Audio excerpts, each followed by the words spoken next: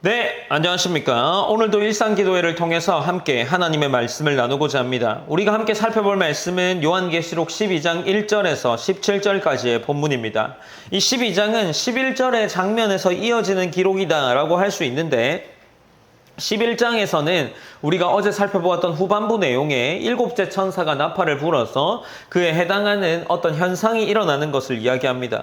그 현상은 하나님을 찬양하고 영광을 돌리는 그러한 고백들로 이어져 나오고 이제 그러한 영광의 고백들 이후에 11장 19절을 마무리하면서 하늘에 있는 하나님의 성전이 열리는 것을 요한이 보았고 그 안에 하나님의 언약궤가 있다라는 것을 우리가 어제 나누었죠. 이제 그 하늘을 보고 있는 장면에서 요한은 또 다른 이적을 보게 됩니다. 12장 1절에서는 하늘에 큰 이적을 보이니 라고 기록을 하면서 말씀을 받아 이어나가는데 이 이적이라는 단어, 곧 표징이라는 의미의 단어가 12에서 15장에 7개의 장면으로 기록되어 있습니다. 그 중에 첫 번째 장면이 오늘 해당하는 12장 1절의 기록이다 라고 할 수 있습니다. 특별히 이 12장에서 나오는 첫 번째 장면은 새 인물을 나타나는 중심으로 기록되어 있는데 이 새 인물은 첫 번째로 여자, 두 번째로 용, 세 번째로 아이라고 할 수 있습니다.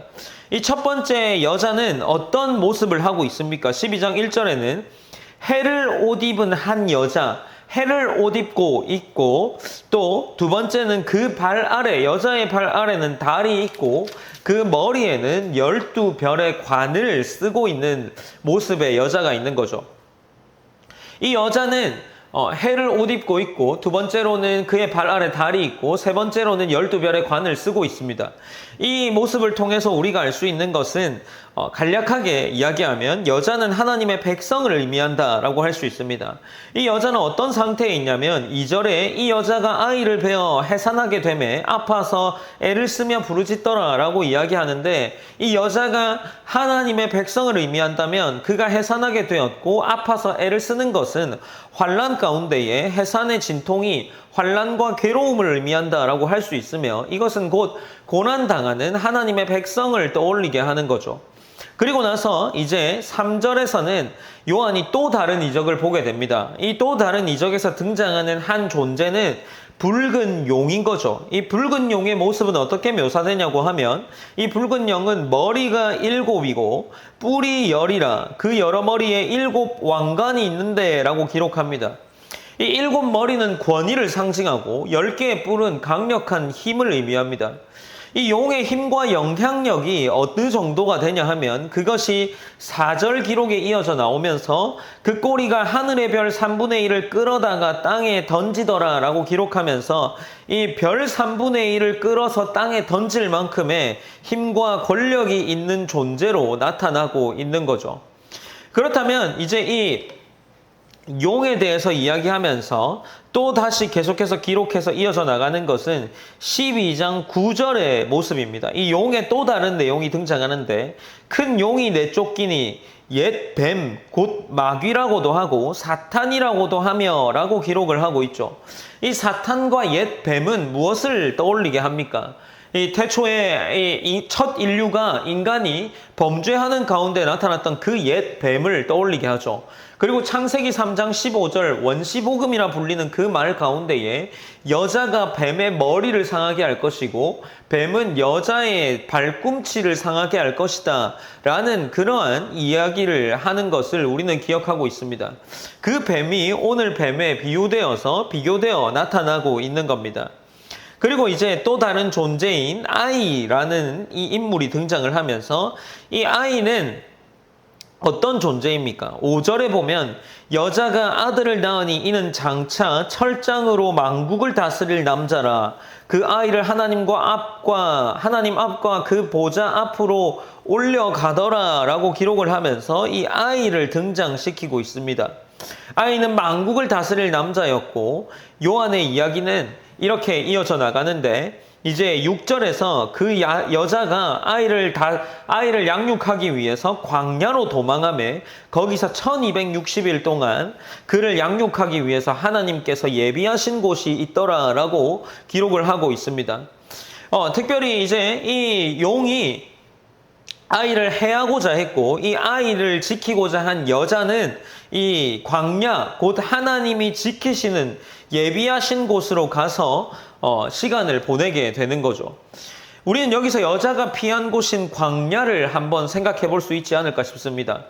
광야는 어떤 곳입니까? 하나님이 예비하신 곳이라면 광야가 아니라 조금 더 평안하고 더 안락한, 어쩌면 더 하나님이 우리에게 제공해줬다라고 생각할 만한 장소여야 하지만 여자는 광야라는 곳으로 이끌어갑니다. 그러니 광야는 시련을 받는 동시에 보호를 받는 곳이고 하나님이 훈련하는 동시에 우리를 양육하시는 곳이다라고 할 수 있는 거죠.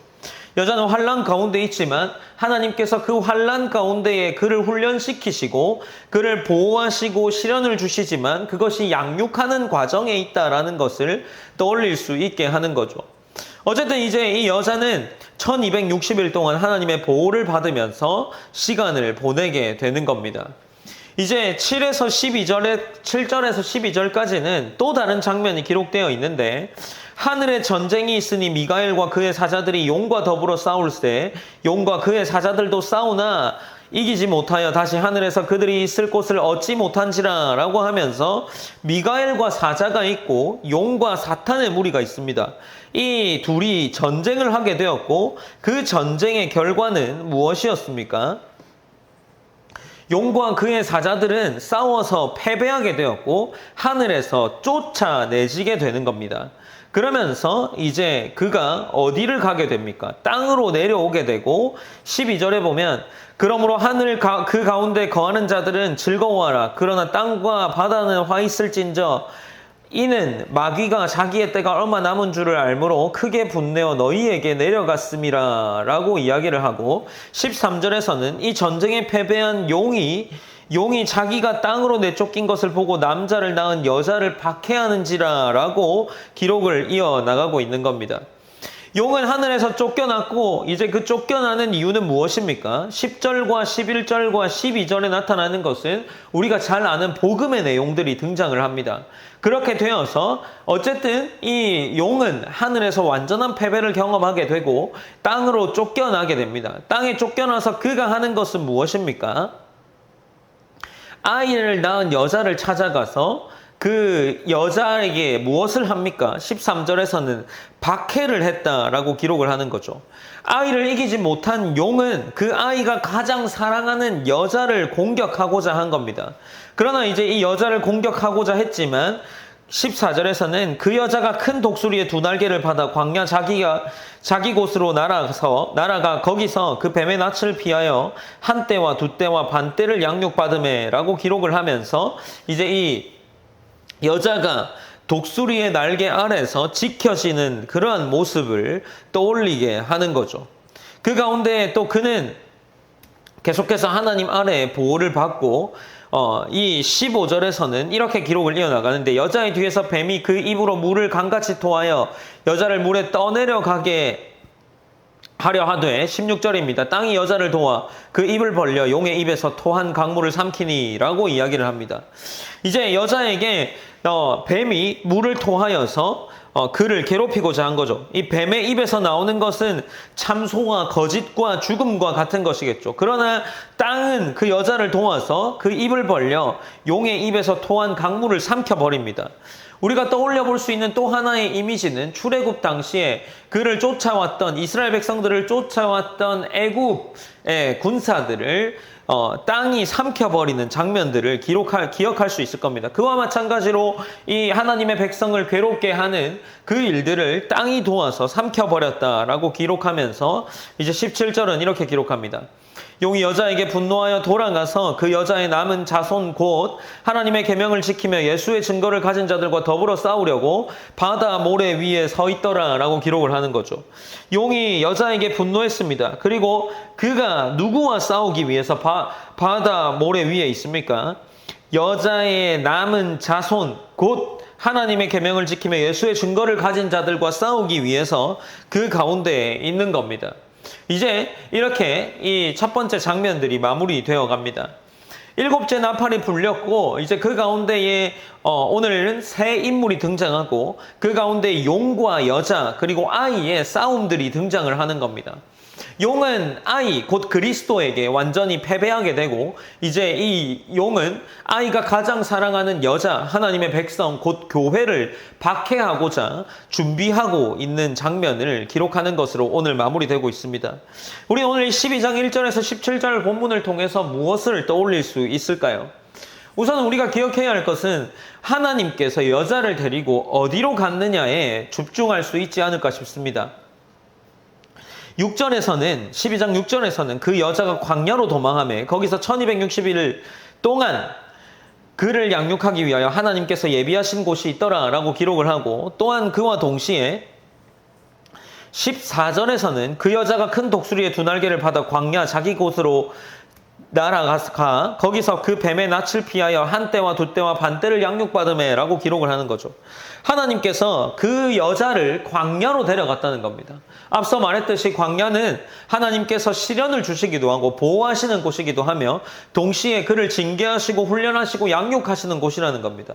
그렇다면 우리의 이 삶 가운데 펼쳐진 이 삶의 자리가 때로는 우리에게 광야가 될 수 있다는 거죠. 하나님의 백성이지만 우리가 무조건 안락한 삶 가운데에 행복을 지내며 살 수는 없다라는 것을 보여주는 본문이 아닐까 싶습니다.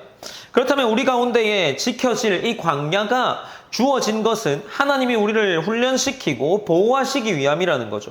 우리의 삶은 어떤 가운데에 있습니까? 우리의 일상이 어떤 상황에 놓여 있습니까? 아마도 극심한 고난과 막 환난을 경험하고 있지는 않지만 어쩌면 우리는 하나님과의 이 관계 속에서 그 관계를 이어나가기 조금은 어려운 그러한 일상들을 보내고 있지 않습니까? 어쩌면 그것이 우리에게 하나님이 양육하고자 하는 그러한 상황을 우리에게 제공하신 것이 아닐까 생각해 봅니다. 그렇다면 우리가 어쨌든 하나님께서 그 광야 가운데에 우리를 보호하심과 동시에 훈련시킨다는 것을 기억해야 할 것입니다. 그렇다면 우리가 우리의 삶을 이어나가면서 우리는 반드시 하나님의 이 뜻을 구하고 또 하나님께서 우리를 지금 훈련시키는 것은 아닐까 하는 그러한 고민들이 매일의 삶 가운데 있어야 한다라는 겁니다. 우리가 일상기도회를 통해서 이 일상기도회를 매일 하는 목적이 무엇입니까? 하루에 아주 짧은 시간이라도 그리스도인의 정체성을 가지고 내가 아주 짧은 시간이라도 하나님을 기억하고 예배하기 위함이 아닙니까? 우리가 이 시간들을 통해서 하나님을 더 기억할 수 있는 자들이 되었으면 좋겠습니다. 그래서 우리가 오늘 이 기도회를 위해서도 기도하시고 또 나의 삶에 펼쳐진 여러 가지의 일상의 상황들을 놓고 묵상하시고 그것이 나에게 어떤 의미가 있는지를 한번 돌아보는 시간이 되었으면 좋겠습니다. 그리고 우리가 꼭 기억해야 할 것은 무엇입니까? 하나님께서 우리를 전쟁 가운데에 세우셨다라는 것으로 느낄 수 있겠죠. 용이 지금 어떤 상황에 있습니까? 예수의 증거를 가진 자들과 더불어 싸우려고 바다 모래 위에 서 있는 상황입니다. 물론 우리는 예수 그리스도가 완전한 승리 가운데 있는 것을 알지만 지금 우리가 처한 이 상황은 어떠한 상황입니까? 어쩌면 우리는 지금 바다 모래 위에 서 있는 용과 싸워야 하는 위치에 있는 자들인 거죠. 그렇다면 우리는 그 싸움을 준비하기 위해서 무엇을 하고 있습니까? 우리는 그 싸움을 준비하거나 혹 싸우는 중에 승리를 위해서 어떤 일들을 하고 있는지 돌아보아야 하지 않겠습니까? 우리가 그 가운데 준비된 자로서 나아가게 하시고 우리의 삶의 모든 시간이 앞서 우리가 하늘의 예배를 이 땅의 예배 가운데 불러서 예배하는 자리가 그것이 우리의 예배의 기능이다 라고 했는데 그러한 말씀들을 떠올려 볼 때 우리는 지금 그러한 예배 자리에서 어떠한 모습으로 나아가는지도 돌아볼 수 있지 않을까 싶습니다. 우리가 함께 기도할 때에 우리의 삶을 돌아보시고 우리의 고난과 때로는 환난 가운데 우리를 훈련시키실 하나님을 기억하며 나아갔으면 좋겠습니다. 그리고 내가 그렇게 잘 훈련되어서 모래 위에 서 있는 용과 싸울 때에 승리의 길을 걸을 수 있도록 하나님 인도하여 주시고 우리를 더욱더 강건하게 굳건하게 지켜달라고 그렇게 기도하셨으면 좋겠습니다. 제가 기도함으로 오늘 일상기도회를 마무리하겠습니다. 사랑하는 하나님 감사합니다. 또 요한계시록 12장의 말씀을 통해서 오늘의 말씀을 나누고 나아갑니다. 우리가 함께 살펴보는 이 12장의 말씀에서 하나님 우리 가운데에 우리에게 펼쳐진 이 일상의 상황들을 다시 한번 돌아보고 그것이 하나님의 훈련의 과정이 아닌지를 묵상하는 귀한 시간이 되기를 원합니다. 그리하여서 우리가 이 많은 순간들의 삶들 속에서 이것이 우리의 싸움터에 싸움터로 나와 있다는 사실을 기억하여 우리가 승리의 길로 나아갈 수 있도록 하나님께서 우리를 무장시키시고 하나님을 기억하게 하시고 말씀으로 우리를 더욱 굳건하게 강건하게 믿음으로 세워줄 것을 믿으며 나아갑니다. 오늘 하루의 삶이 그러한 삶이 되게 하시고 고민하며 또 신앙을 가진 자로서 하나님을 더 기쁘게 예배할 수 있는 귀한 하나님 성도가 될 수 있도록 인도해 주시옵소서. 모든 영광 하나님께 올려드리며 살아계신 예수님의 이름으로 기도드립니다. 아멘.